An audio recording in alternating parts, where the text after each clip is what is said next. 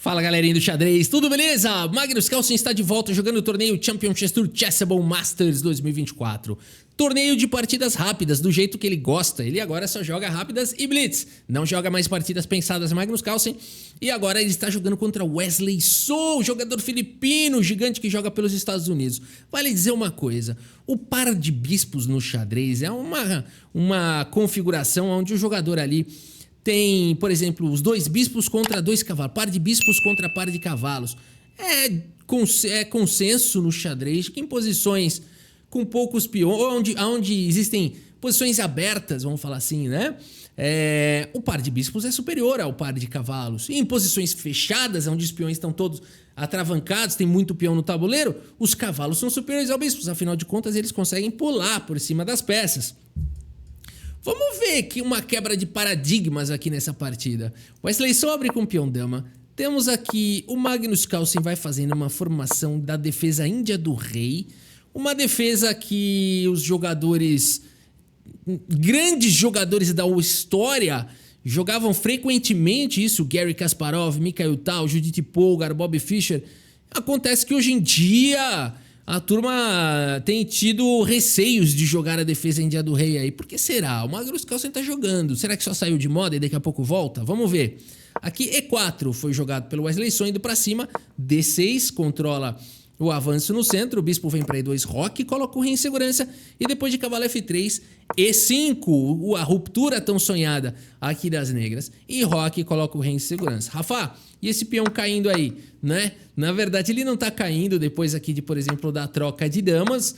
A gente pode pensar que tá caindo esse peão central, mas esse peão também está caindo porque esse lance vem com um ataque descoberto para cima do cavalo. Portanto, cavalo toma e bispo toma. E as pretas têm um bom jogo, recuperaram o seu peão, tem peças já ativas, um bom desenvolvimento.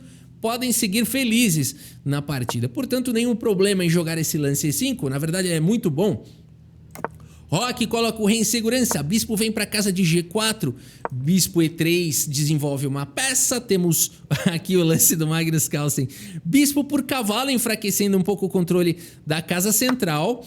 E depois de bispo toma, peão toma, danificando um pouquinho essa formação muito forte central de 3 peões. Aqui bispo toma e agora cavalo C6 ganha um tempo sobre o bispo volta para E3 e o Carlsen segue com o cavalo D7. A gente fica pensando que ele quer perseguir o bispo, que ele está incomodado em que o Wesley So tem o par de bispos e o Magnus Carlsen não tem mais o par de bispos, né? Tem um bispo e um cavalo. Não contando os outros cavalos aqui, né? Dama D2 foi jogado, o Magnus Carlsen agora vai para um lance surpreendente, porque nessa posição tudo que o jogador dogmático quer, e quando eu falo dogmático eu me incluo também, nós vivemos cheios de dogmas que a gente tenta se livrar no xadrez, né? A gente tem ali conceitos que a gente aprendeu que são importantes para que a gente aprenda a melhorar no xadrez, mas que conforme você vai evoluindo, você tem que ir largando o dogmatismo e buscar entender cada posição como uma posição única e não com conceitos gerais. E o conceito geral aqui manda você tentar perseguir um dos bispos, jogar e perseguir um desses bispos. Magnus Carlsen tem uma ideia diferente. Ele vai para o disruptivo. Bispo por cavalo, meus amigos. Esse lance ele é surpreendente porque o bispo, além de tudo, é um dos únicos defensores do rei aqui. E agora bispo por cavalo jogado pelo Magnus Carlsen. Quem precisa de par de bispos? Magnus Carlsen vai jogar par de cavalos contra par de bispos aqui numa posição onde ele tá quase levando mate. Vamos ver qual que é a ideia aqui do Carlsen. Carlsen segue tranquilamente e feliz com o lance torre 8. Não se preocupando com o bispo H6 que não foi jogado, porque ele tem essa defesa tranquila de dama em F6 e tá aqui defendendo as casas escuras e segue o jogo. Então, muito interessante aqui a avaliação do Carlsen da posição. Wesley So segue desenvolvendo a torre e agora a dama em F6 chegou de qualquer maneira. Wesley So protege a dama, temos trocas, dama toma, bispo toma, e aqui cavalo C5 foi jogado pelo Magnus Carlsen. B4 expulsando, tira esse cachorro daí, cavalo vem para casa de A4, persegue o bispo. O bispo já não tem muitas casas boas nessa diagonal, somente a casa de F6, mas você colocar o bispo em F6 permitiria as pretas ganharem um tempo com torre 6, podem dobrar a torre e tudo mais. Por isso o Wesley So segue simplesmente com o bispo D2. E o Carlsen chega invadindo a posição com o cavalo B2. Olha que cavalo perigoso. Agora ataca o peão. Temos torre de em C1 protegendo o cavalo. Agora chega na casa de D3, ataca a torre, ataca o peão. E aqui a posição já é muito perigosa, porque, por exemplo, torre B1 é um lance natural de ser jogado. Tá vindo o cavalo D4, essa torre tá esmagada. A posição seria muito perigosa se o bispo proteger isso. Cai o peão central.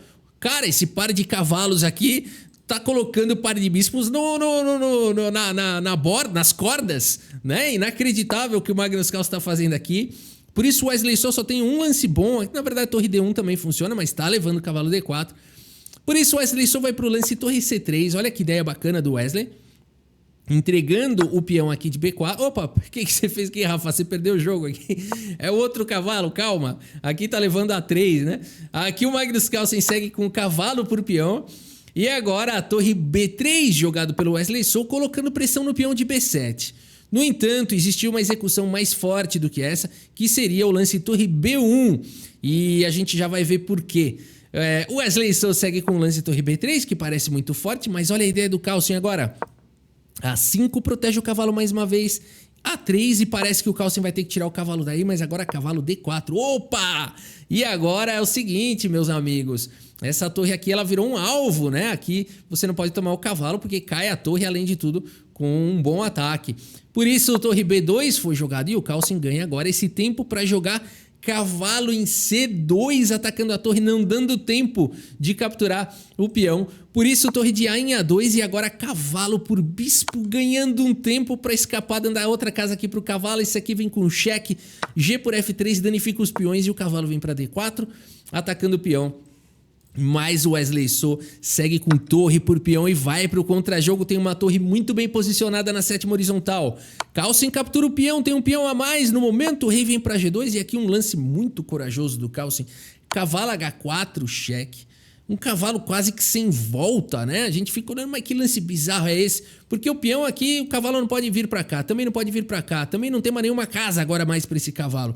Mas a ideia do Carlsen é que o rei não pode vir para F3 defender esse peão. E agora ele ganha um tempo para capturar esse peão e defender o cavalo. No limite, hein? Por isso o Wesley So, percebendo isso, poderia jogar rei G3. Prefiro jogar com rei H3. Magnus Carlsen captura o peão, defende o cavalo. E agora o Wesley So provavelmente não jogou rei G3 porque o cavalo ganharia um tempo. Mas poderia ter jogado também. Wesley So segue no contra-jogo, torre por peão.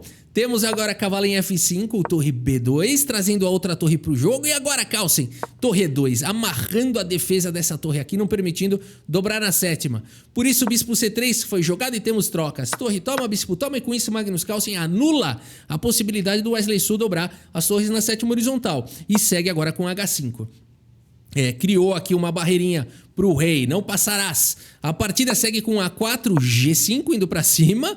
Temos o lance F3 controlando aqui a casa de G4. Torre vem para a coluna B, bispo atacado vem para a casa de C3 e agora cavalo H4 atacando o peão.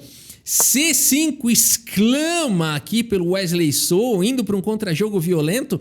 Peão toma e agora rei G3. Poderia também ter jogado torre por C5, mas o Wesley So prefere jogar primeiro aqui com o rei G3. Magnus Carlsen segue com cheque. Rei vem para a casa de F2 e o cavalo centraliza na casa de D4. E o Wesley So captura o peão aqui em C5. O Wesley So tem um peão a menos, mas está atacando dois peões. E depois de cavalo em E6, torre por A5. Joga demais o mineirinho, né? Wesley So. Esse mineirinho joga muito, a verdade é essa. Ele conseguiu aqui buscar um equilíbrio contra o Magnus Carlsen numa partida dificílima. Torre B3, agora tem que jogar finalzinho contra o Carlsen. Vamos ver.